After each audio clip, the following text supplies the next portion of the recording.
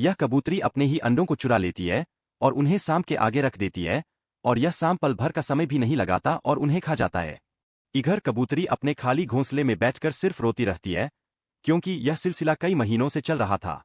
एक दिन यह सांप 4 बच्चों को जन्म देता है, जिससे सांप को बहुत ज्यादा भूख लगती है। इधर कबूतरी अपने घोंसले में सोई हुई थी। यह सांप भूख से तड़पता हुआ उस पेड़ पर चढ़ जाता है और कबूतरी को अपना निवाला बना लेता है। तभी कबूतर पत्नी को खाने के लिए एक टमाटर लाता है, लेकिन घोंसले में उसी सांप को देखकर कबूतर की सांसें थम जाती है और अब कबूतर के खून में बदले की भावना जाग उठती है।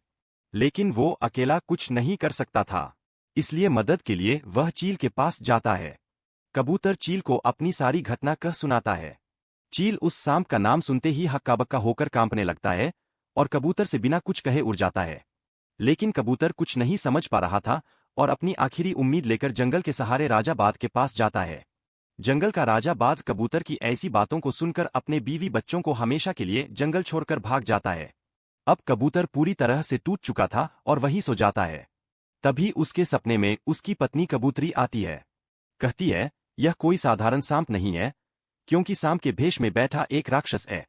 यह केवल अमावस्या की रात को ही अपने स्वरूप में आता है, और हर बार यह राक्षस जंगल के सभी जानवरों को कैद कर अमावस्या की रात को उनकी बलि दे देता था। यह केवल राक्षस के स्वरूप में अमावस्या को ही मारा जा सकता है।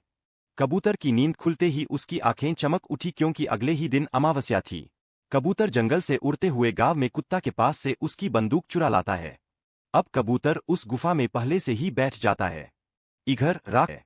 इधर राक्षस बहुत सारे जानवरों और पक्षियों को उनकी बलि देने पकड़ उस गुफा में ले आता है। अब कबूतर एक पल का समय भी खराब ना करते हुए पूरी 6 की 6 गोलियां उसमें उतार देता है, जिससे राक्षस वहीं ढेर हो जाता है और पिंजरे में कैद सभी जानवरों को आजाद कर देता है। दोस्तों, कबूतर के लिए लाइक सब्सक्राइब कर दो प्लीज।